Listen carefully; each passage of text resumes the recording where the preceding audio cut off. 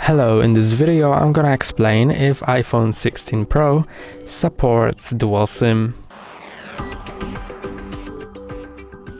Here is the iPhone 16 Pro, and in the American version of the phone it doesn't support physical SIM cards, but it does support eSIMs, and it can store up to 8 eSIMs in its memory, but only 2 of them can be actively used at the same time, and you can change it in settings which of them are active.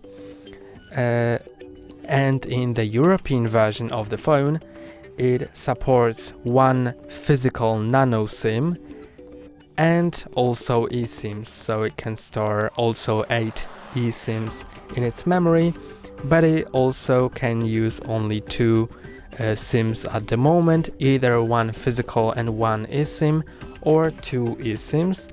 And now I'm gonna show you how to insert a nano SIM into the European version of iPhone 16 Pro. First find the SIM card slot on the left side of your device, then take a SIM card tray opener or a needle and put it in that hole. Then take out the tray and put a nano SIM inside of the tray. Then put the tray in your iPhone.